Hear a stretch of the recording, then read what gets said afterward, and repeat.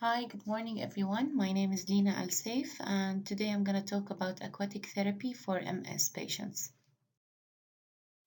We will discuss some of the most recent studies. Here we have a systemic review that was done in 2017 about the efficiency of aquatic therapy for multiple sclerosis patients.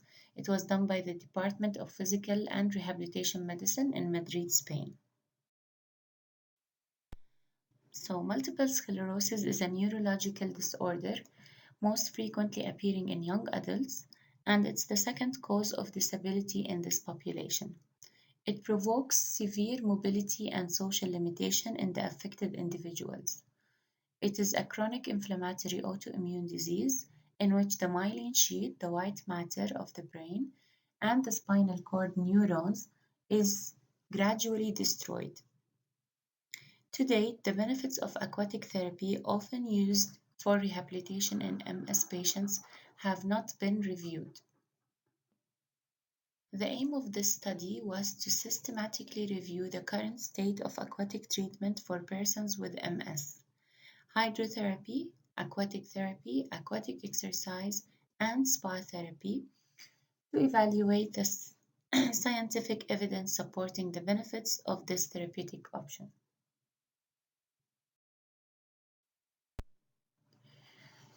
So, for 100 years, the Otto phenomena defined the rehabilitation strategies used for MS.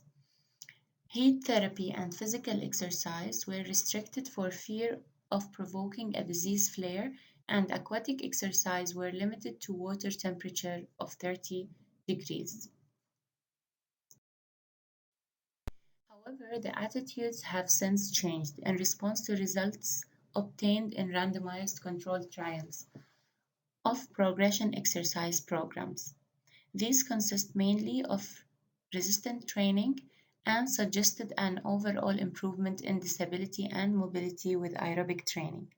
Successful results have also been obtained with rehabilitation program including treatment in swimming pools at the temperature around 30 Celsius or higher. Each rehabilitation program needs to be designed for specific needs of each patient. The rehabilitation and healthy life habits have proven beneficial to maintain the quality of life of patients with MS. In MS patients, aquatic exercise is generally well tolerated and serves to improve fatigue, pain, gait, speed, motor actions, and cardiorespiratory fitness. This study assessed the scientific evidence available for functional improvement in patients with MS. Detected in observational studies in response to aquatic treatment compared to other therapies.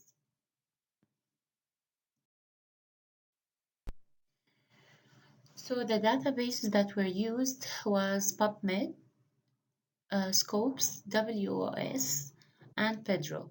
We researched to identify all the articles published in scientific journals from January till April, January 2011 till April 2016. And the keywords were the intervention were hydrotherapy, aquatic exercise, spa therapy, palinotherapy, and thalassotherapy. In patients with multiple sclerosis, following the indications preferred, preferred reporting ITEM and for the systemic review and meta-analysis for protocols 2015. We will discuss some of the most recent studies. Here we have a systemic review that was done in 2017 about the efficiency of aquatic therapy for multiple sclerosis patients. It was done by the Department of Physical and Rehabilitation Medicine in Madrid, Spain.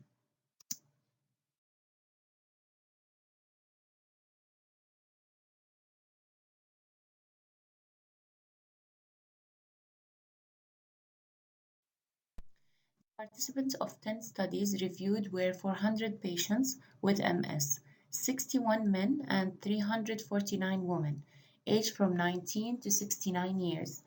Four of these studies did not provide the age range and only mean participant age. The characteristics of the participants of the different studies are provided in the table below. Table 2 shows the main symptoms and signs that were treated using the therapies like fatigue, balance impairment, functional mobility alteration, muscle weakness, walking disorder, physical deconditioning, depression, as well as quality of life. So, in four of these trial, aquatic treatment were supervised by physiotherapists and two aquatic instructors, as you can see in the table. Now, here are in this table, we can see the intervention type, whether it's um, Pilates, whether it's Tai Chi, whether it's aquatic exercise, and we have the water or the pool temperature, we have the treatment time, and the conclusion. Was it beneficial, and how did it affect the patients with MS? Now, the modified Down and Black scale classified two of the studies, which were randomized and controlled, as very good, four of the studies as good, and two as fair, two as weak, as you can see in the table below.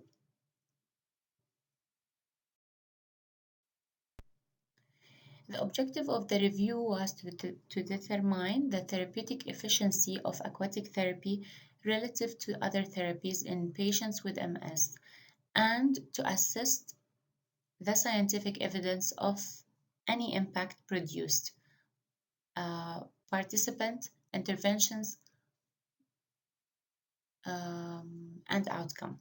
The main justification of the aquatic therapy treatment are the special physical properties of the water as density, viscosity, and surface tension, as well as its thermal properties, specific heat, thermal conductivity, and latent heat. These properties are the basis of hydrostatic pressure, exerting a massage effect that improves the venous circulation. The buoyancy also decreases the real body weight and improve mobility in the water. It also releases the joint load and exerts a facilitating or resistant effect according to the according to the direction of the movement affected. On the other hand, the water temperature produces hyper,